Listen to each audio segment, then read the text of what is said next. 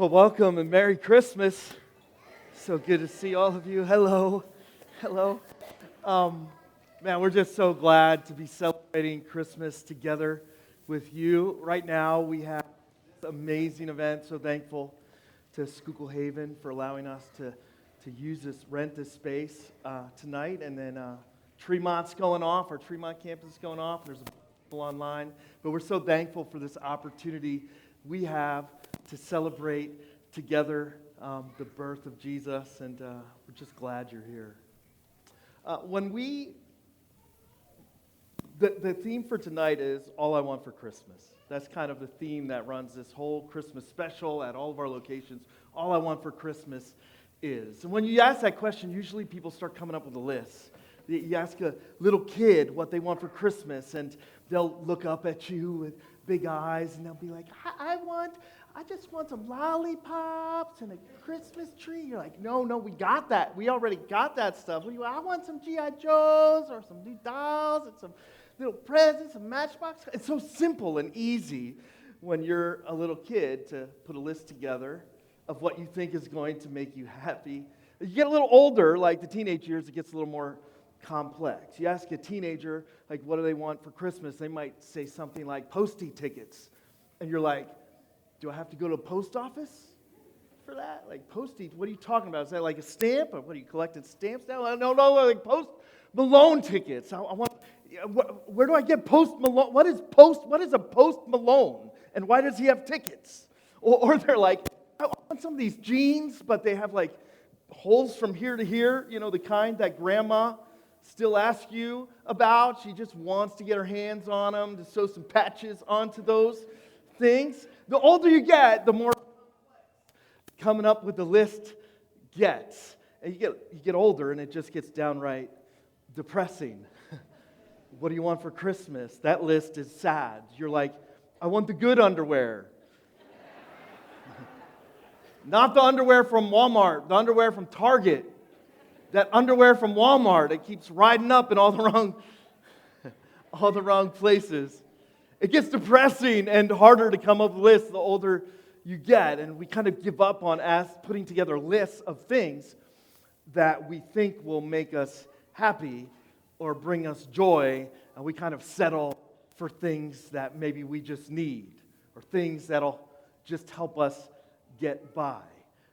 We as human beings are really good at creating lists, but our lists aren't always good to us.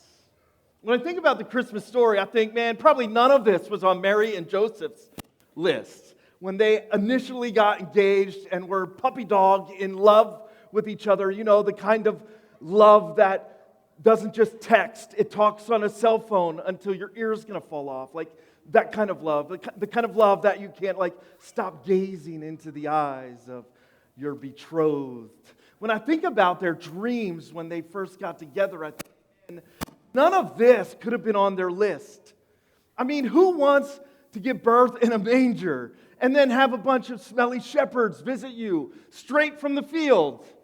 Who wants to have some strangers from a foreign land? I don't care if they're bringing frankincense and myrrh. Stop on by. In fact, when you really think about the Christmas story and Mary and Joseph's dreams as they were starting out on their relationship, there wasn't even a child on their "this will make us so happy" list.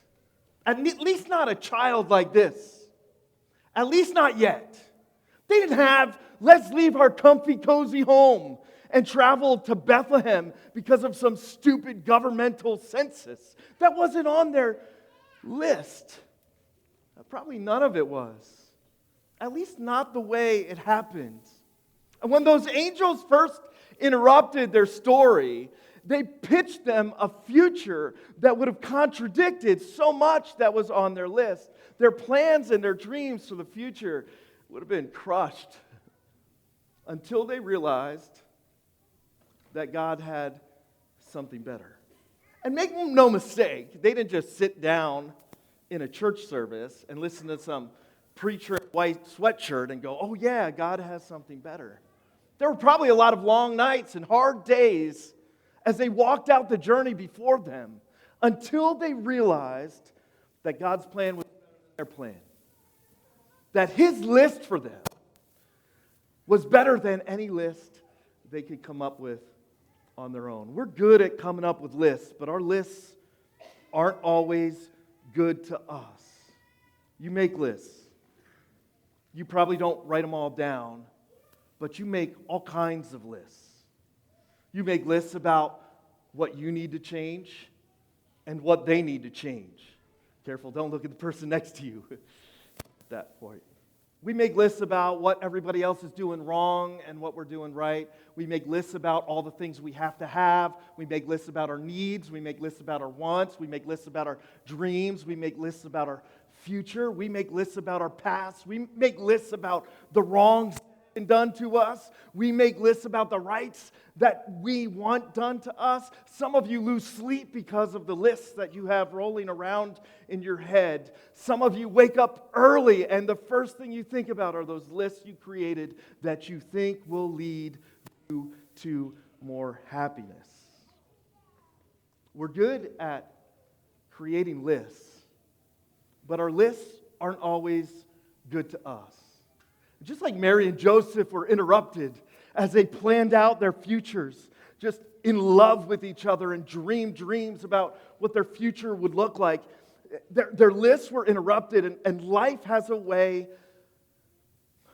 of interrupting our plans, pulling at the threads of our lists that we think will lead us to more happiness.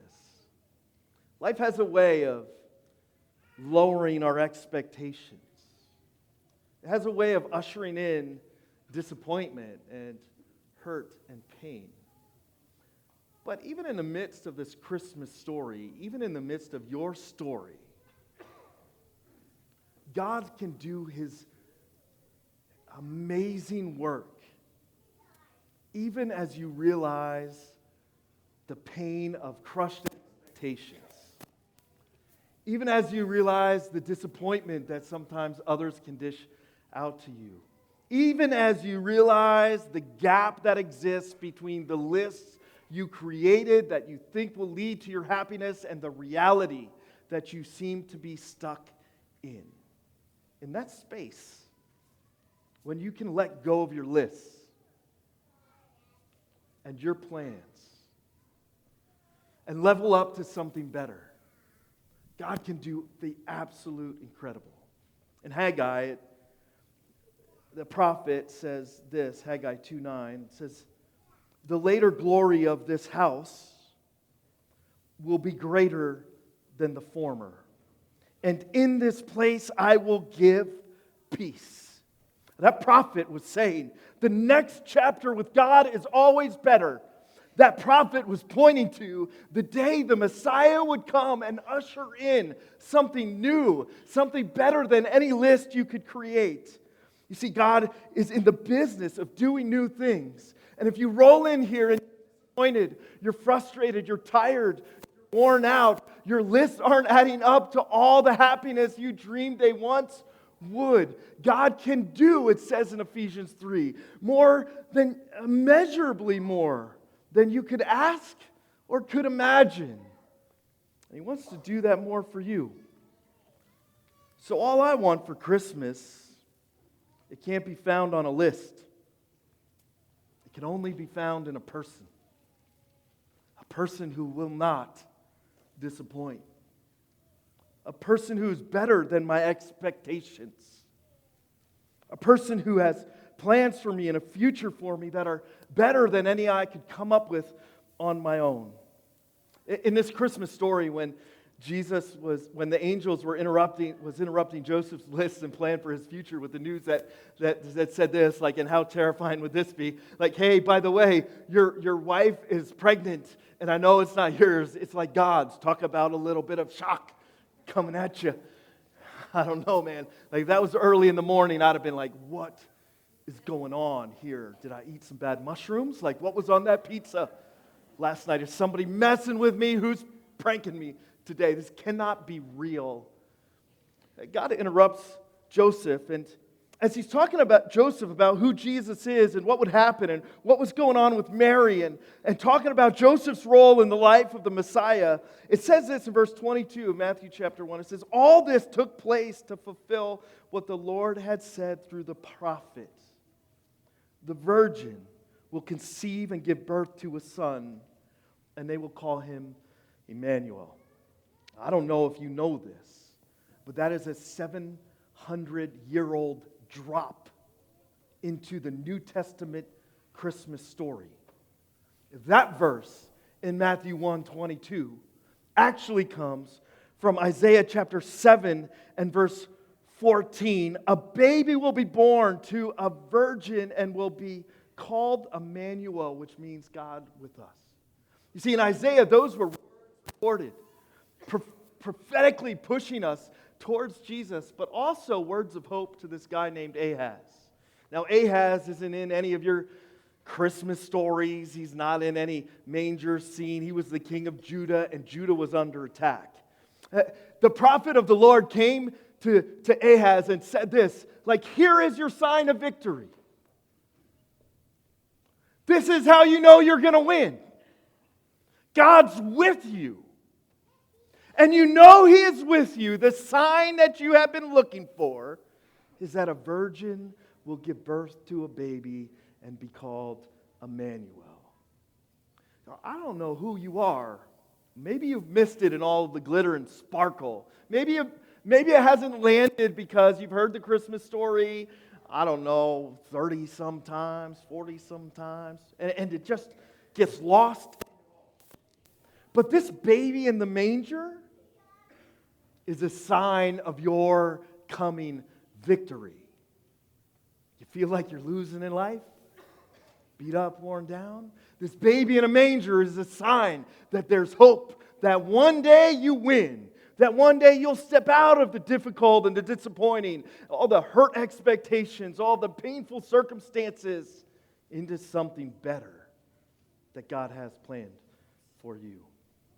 This is your sign. Don't miss it.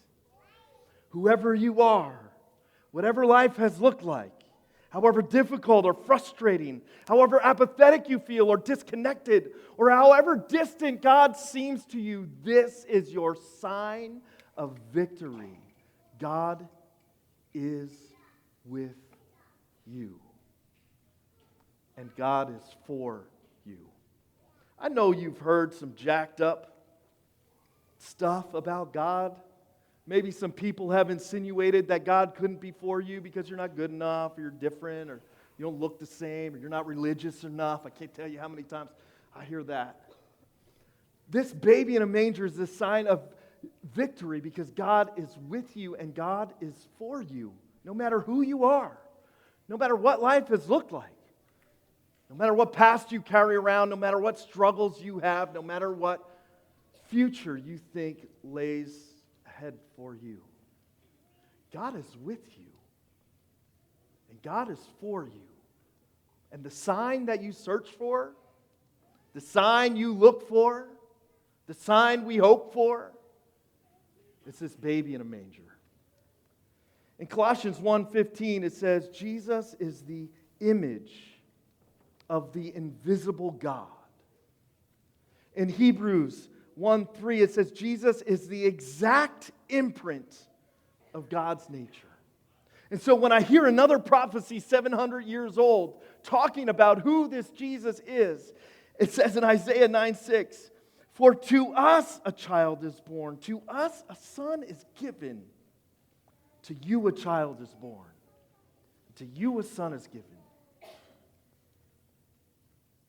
He shall be called Wonderful, Counselor, Mighty God, Everlasting Father, and Prince of Peace. And so all I want for Christmas is this sign of my victory.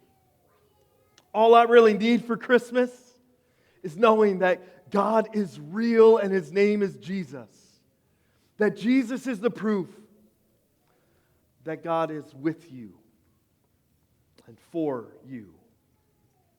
It's your sign that He can do immeasurably more than you could ask or imagine. Will you let him? Will you let this be your sign of victory? Will you look at this baby in a manger, fresh and new? Take him for who he is. God with us and God among us and God for us. Will you finally believe that he is all that he says he is and will do all that he says he will do and has done all that he said he did, including going to a cross for you, to offer you a new heart, a new hope, a new forgiveness so that you could step into the grace that you so desperately seek in all of the lists we create? Will you let him be your sign of victory through faith, accepting him for who he is? Would you all just pray with me before we close this celebration? God, we thank you for Jesus, this sign of our victory. Just like 700 years ago, a beaten up, beat down people full of all of life's problems, with circumstances going completely sideways, expectations completely blown out. Happiness did not seem in sight, and yet you dropped your word to the king Ahaz that this is the sign of victory. A virgin will give birth, and they will call him Emmanuel. We need that kind of victory. We need that kind of hope. And I pray that anybody sitting here that maybe has not seen this Jesus for who he truly is, God with us and God for us. If anybody hasn't placed faith in his completed work on the cross and through the empty tomb, that right now it would be their moment of faith. They'd say, I give my life, I need this victory. I give my life to you. God, we're so thankful that we get to celebrate this incredible birthday party for you, Jesus. We pray that you'd fill our hearts with joy through these last couple of songs, that we would celebrate well and just enjoy your presence and the presence of those who love us that we'll be in contact with over the next couple of days. We're just so thankful for this baby in a manger. In Jesus' name, amen.